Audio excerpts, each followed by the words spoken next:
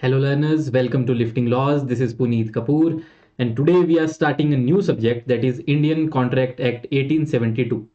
हमारे पिछले lecture series में हमने भारतीय न्याय संहिता खत्म कर दी। आज हम शुरू करने जा रहे हैं इंडियन कॉन्ट्रैक्ट एक्ट से।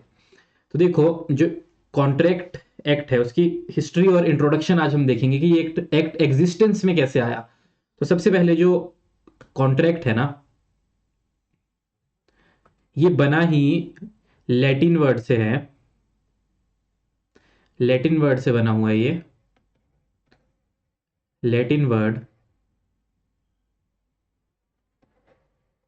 कॉन्ट्राहेरे, जिसका मतलब होता है टुगेदर, और ट्रहेरे का मतलब होता है टू ड्रॉ। तो कॉन्ट्रैक्ट का मतलब हुआ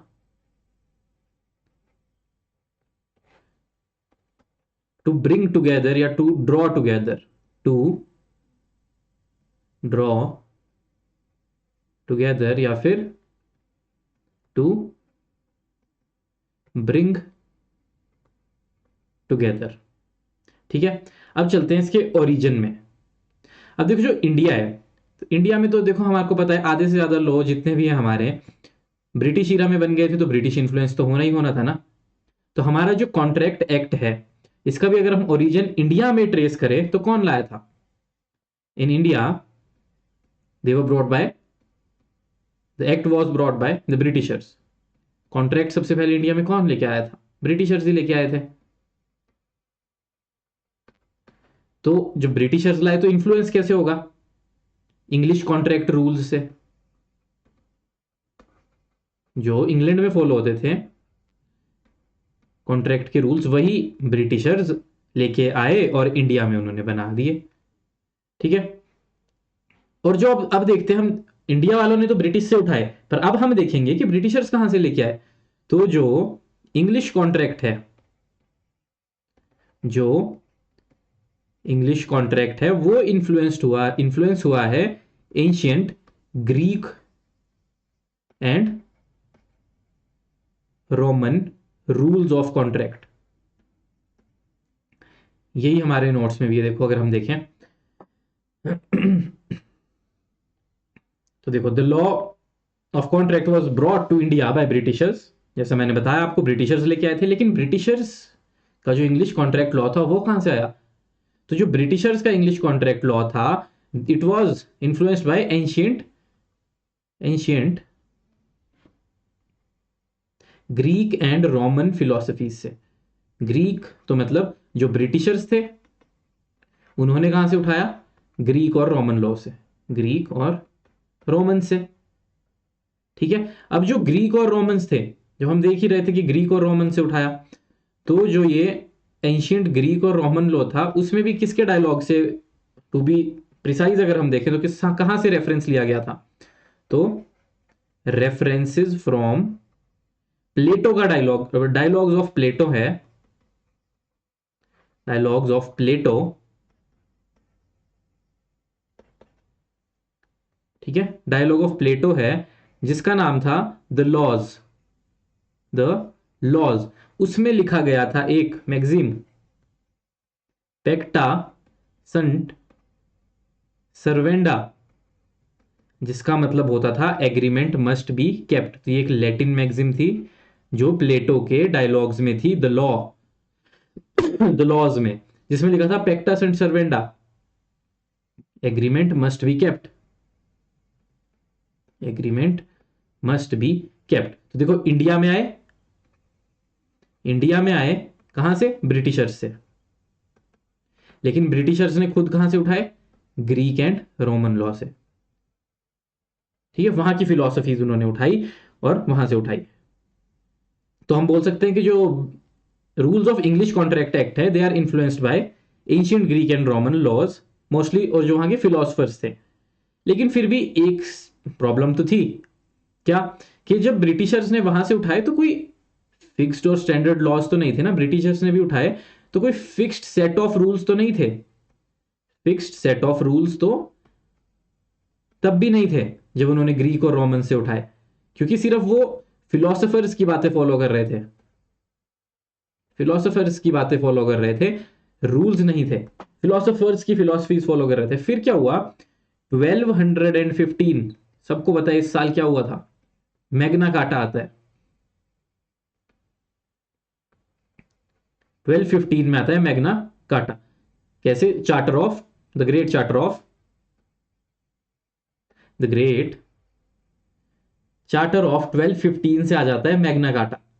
अब देखो मैग्ना कार्टा जब आता है तो बहुत सारे राइट्स मिलते हैं लोगों को, क्योंकि देखो रेशनैलिटी आ जाती है मैग्ना कार्टा के बाद, रेशनैलिटी आ जाती है, सबको राइट्स मिल जाते हैं, इंडिविजुअल्स को बहुत सारे राइट्स मिल जाते हैं, इक्वेलिटी के प्रिंसिपल्स आ जाते हैं। ठीक है, तो ये सब आ जाता है मैग्ना कार्टा के बाद।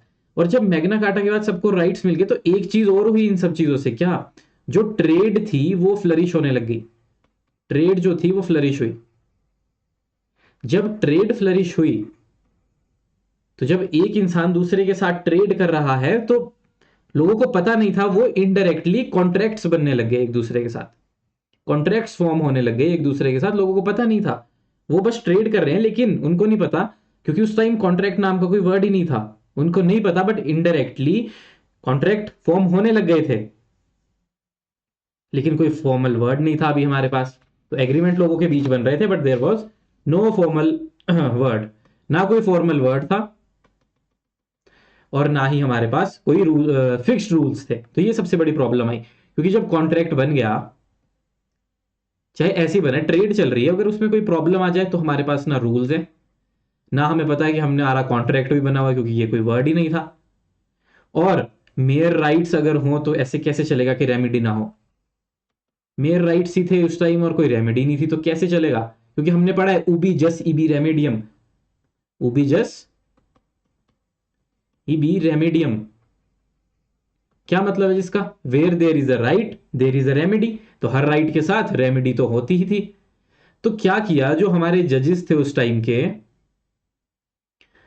तो जब कुछ भी नहीं था तो जो हमारे जजेस थे, जजेस ने फिलोसफीज के बेस्ड पे, फिलोसफी, इक्विटी, गुड कॉन्शियंस, वही सारे प्रिंसिपल्स यूज करके, नेचुरल जस्टिस के प्रिंसिपल यूज करके डिसीजंस देने शुरू कर दिए।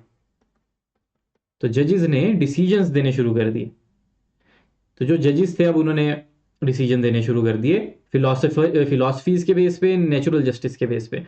इवन अगर हम केस लॉज देखें तो हम्बर फेरीमैन, हम्बर फेरीमैन्स केस 1348, देखो कितना पुराना केस लॉ है। इस केस लॉ में भी सबसे पहले रिकॉग्निशन मिल गई थी ओरल कॉन्ट्रैक्ट्स को, ओरल कॉन्ट्रैक्ट्स को। इसमें बोला गया no written document is mandatory to prove a contract if it can be proved otherwise. तो ओरल ओरल कॉन्ट्रैक्ट यहां से इवॉल्व हुआ था, सोचो 1348 में ही। उसके बाद एक केस था स्लेड वर्सेस मोरे 1596, स्लेड वर्सेस मोरे 1596। इसमें बोला गया था कि उस टाइम जो कॉन्ट्रैक्ट चल रहा था ना, कि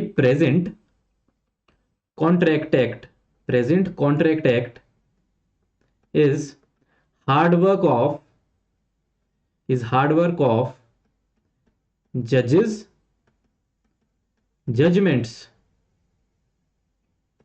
एंड फिलोसफर्स, फिलोसफर्स। तो उसमें ये बोला गया कि जो अभी का हमारा कॉन्ट्रैक्ट चल रहा है हमारा, it is the hard work of जजेस, जजमेंट्स एंड फिलोसफर्स। उसके बाद ना 17th सेंचुरी जो हमारी थी, 17th सेंचुरी, तो हमारी जो 17th सेंचुरी थी, इसमें सबसे बड़ी बात हुई, ध्यान रखने वाली बात क्या हुई, एक जज हुए हमारे पास लॉर्ड विलियम मैनफील्ड, लॉर्ड विलियम मैनफील्ड।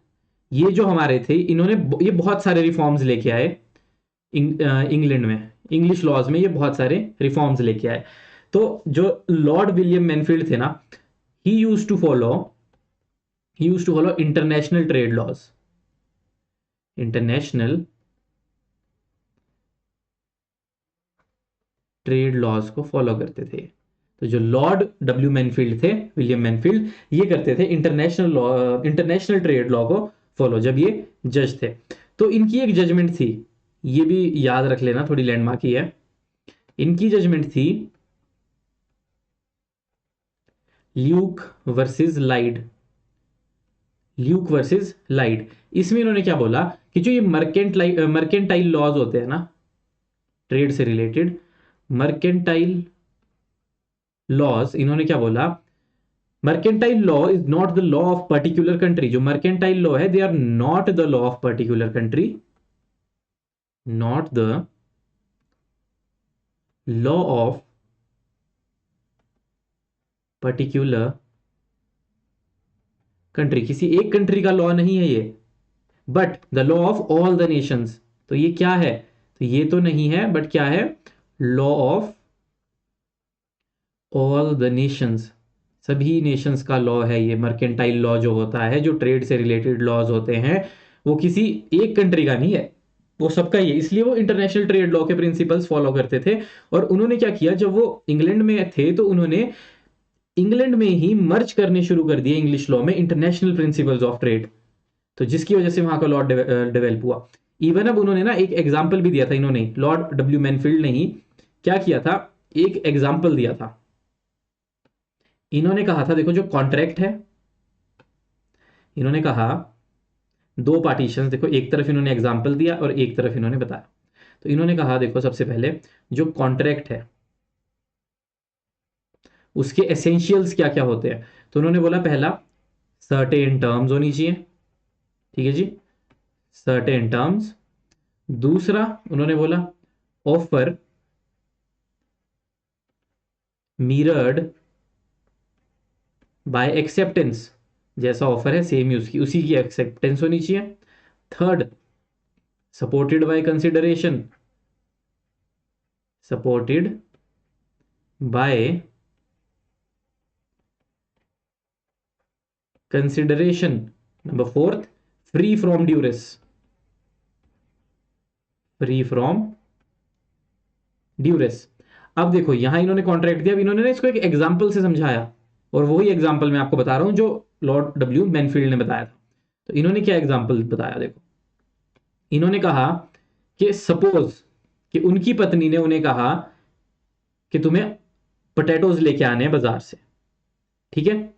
तो उनकी वाइफ ने कहा you have to bring potatoes, जब वापिस आओ तो आलू लेके आओ, ठीक है, आलू लाने के लिए बोल दिया। लेकिन उन्होंने कहा कि मेरे को सुना ही नहीं, तो टर्म्स जो थी वो क्लियर नहीं थी, टर्म्स क्लियर नहीं थी। उन्होंने एग्जांपल दिया कि उन्होंने अपनी पत्नी जब शाम को वो घर गए तो मैं नहीं लेके आया, तो उन्होंने कहा कि मेरे को तो पता ही नहीं था, मैंने सुना ही नहीं तुमने कब कहा आने के लिए। तो सबसे पहले सर्टेन टर्म्स होनी चाहिए, पर यहां पे उन्होंने कहा कि टर्म्स ही क्लियर नहीं थी। Secondly, offer mirrored by acceptance, चलो अगर मैंने सुन भी लिया, उन्होंने अपनी वाइफ का एग्जाम्पल देके कहा कि अगर वाइफ ने कहा और मैंने सुन भी लिया, but I did not accept, मैंने हाँ तो बोला ही नहीं, अग्री तो मैंने किया ही नहीं, अग्री किया नहीं, तो इसका मतलब ऑफर एक्सेप्ट हुआ ही नहीं, जो तुमने ऑफर दिया था वो एक्सेप्ट मैंने किया ही नहीं। थर्ड, सपोर्टेड बाय कंसिडरेशन, तो कहा कि जब तुमने कहा लेके आना उसमें कोई कंसिडरेशन तो थी ही नहीं, कंसिडरेशन भी नहीं थी। और अगर तुमने कहा होता कि पोटैटोज लेके आना और शाम को मैं तुम्हारी फेवरेट सब्जी बनाऊंगी, तो दैट वुड बी कंसिडरेशन, तब होनी थी कंसिडरेशन, लेकिन यहां नहीं थी, तो फिर भी कॉन्ट्रैक्ट तो हमारे बीच फॉर्म ही नहीं हुआ। और लास्टली, फ्री फ्रॉम ड्यूरेस, तो यहां पर तुमने मुझे डांटा धमकी दी, डराया, मैं डरता हूं तुमसे, तो फ्री फ्रॉम ड्यूरेस नहीं है, फ्री फ्रॉम ड्यूरेस नहीं है। तो उन्होंने ये एग्जांपल दिया अपनी वाइफ का, जिससे उन्होंने पूरा बताया कि देखो कॉन्ट्रैक्ट में सर्टेन टर्म्स होनी चाहिए, ऑफर मिरर्ड बाय एक्सेप्टेंस होना चाहिए, सपोर्टेड बाय कंसिडरेशन होना चाहिए, और फ्री फ्रॉम ड्यूरेस होना चाहिए, ठीक है। तो ये थे मैनफील्ड जी की बातें। तो उन्होंने बहुत इंप्रूवमेंट्स लाई इंग्लिश कॉन्ट्रैक्ट लॉ में।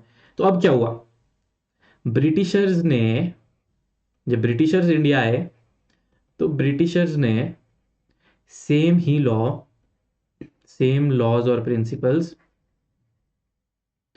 सेम लॉज या रूल्स इंग्लैंड वाले इंडिया में लगा दिए। बट क्या प्रॉब्लम हुई फिर, प्रॉब्लम हुई सबसे बड़ी, सबसे बड़ी प्रॉब्लम क्या हुई इंडियंस को इससे? Developed laws in under developed country. India में लोगों को ना पता कॉन्ट्रैक्ट क्या है, ना उनको पता ऑफर क्या है, ना एक्सेप्टेंस क्या है, कंसिडरेशन क्या है। ऐसी टर्म्स उन्होंने लाके इंडिया में एकदम से ला दी, तो इंडियंस को कैसे क्या पता लगेगा? तो इंडिया में तो ये चलने ही नहीं थे। तो इंडिया में तो बहुत प्रॉब्लम्स हो गई ब्रिटिशर्स को, क्योंकि developed laws in under developed country ले आए वो, जिसकी वजह से ये तो चल नहीं पाए इंडिया में। सो फिर फाइनली उनको क्या करना पड़ा? Finally they had to take back these rules, take back these rules. अब ये रूल्स तो वापस ले लिए, नाउ व्हाट? अब क्या चल रहा था इंडिया में? फिर इंडिया में चलने लगा, Hindus were govern by Hindu law, Muslims were govern by Muslim laws. तो उन्होंने नॉर्मल चला दिया पहले की तरह कि हिंदूज को हिंदू लॉ से चलाते हैं, मुस्लिम्स को मुस्लिम। लेकिन अब कॉन्ट्रैक्ट तो हिंदू और मुस्लिम के बीच भी हो सकता है। तो जब कॉन्ट्रैक्ट एक हिंदू का एक मुस्लिम के साथ हो जाए तो क्या फॉलो करेंगे? फिर कंफ्यूजन रोज होगी। तो अब इस कंफ्यूजन का एक ही सॉल्यूशन था, to make a new draft in India as per the situation here in India. तो क्या सॉल्यूशन बचा? तो only solution was to draft a new law in India as per the situations here, as per situation here in India। तो India की situation के हिसाब से please अब इंडिया के लॉ ले आए आप। तो यही ब्रिटिशर्स के पास सॉल्यूशन बचा, तो उन्होंने शुरू कर दिया आप बनाना ड्राफ्ट लॉ, पहला इंडियन कॉन्ट्रैक्ट बिल। अब देखो, अब यहां से शुरुआत किस चीज की हुई? Indian contract bill, Indian contract bill. अब ये जो इंडियन कॉन्ट्रैक्ट बिल था ना, ये आया 3 फेजेस में, 3 फेजेस में आया इंडियन कॉन्ट्रैक्ट बिल। ठीक है, it came in 3 phases. Number 1, तो पहला फेज क्या था देखो। तो जो इसकी पहला फेज था, उसमें क्या हुआ? थर्ड लॉ कमीशन जो था, थर्ड लॉ कमीशन, जो थर्ड लॉ कमीशन था, उसने एक ड्राफ्ट बनाया। ठीक है, फर्स्ट ड्राफ्ट बनाया थर्ड लॉ कमीशन ने, लेकिन ये सक्सेसफुल नहीं हुआ, नॉट सक्सेसफुल। अब सक्सेसफुल होने ना होने के रीजन क्या थे? तो इसके सक्सेसफुल ना होने का रीजन था पॉलिटिकल रीजंस। तो ब्रिटिशर्स के किसी कुछ पॉलिटिकल रीजंस की वजह से, जो फर्स्ट ड्राफ्ट था कॉन्ट्रैक्ट बिल का हमारा, वो तो सक्सेसफुल नहीं हो पाया। तो फिर क्या हुआ? अब आता है हमारा सेकंड फेज। इसमें क्या किया? जो फर्स्ट ड्राफ्ट था उसको एक्सपेंड कर दिया। क्या उसमें क्या ऐड कर दिया? जो एक्सपेंशन हुई, उस एक्सपेंशन में क्या एडिशन हुआ? उसमें एडिशन हुआ न्यूयॉर्क ड्राफ्ट कोड का, क्योंकि वहां पे डेवलप हो चुका था लो। न्यूयॉर्क ड्राफ्ट कोड से कुछ चीजें उठा ली। तो अब जो हमारा ड्राफ्ट बना उसमें क्या क्या था?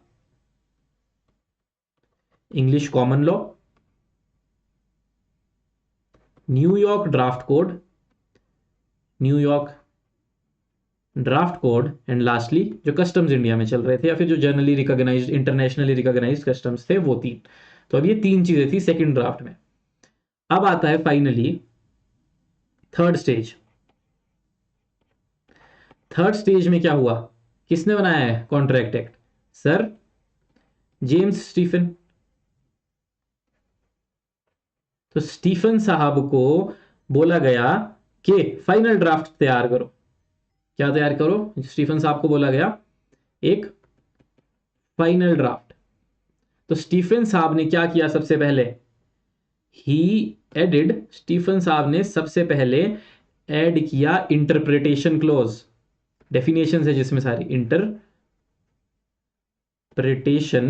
क्लॉज, क्योंकि वो नहीं था पहले, तो सेक्शन 2 जो था वो स्टीफन साहब ने लास्ट में ऐड किया, और उन्होंने उसके बाद जो बिल था उसको रिवाइज किया, पूरे बिल को रिवाइज किया, इंडियन कॉन्ट्रैक्ट बिल, रिवाइज किया इंडियन कॉन्ट्रैक्ट बिल स्टीफन साहब ने, ठीक है।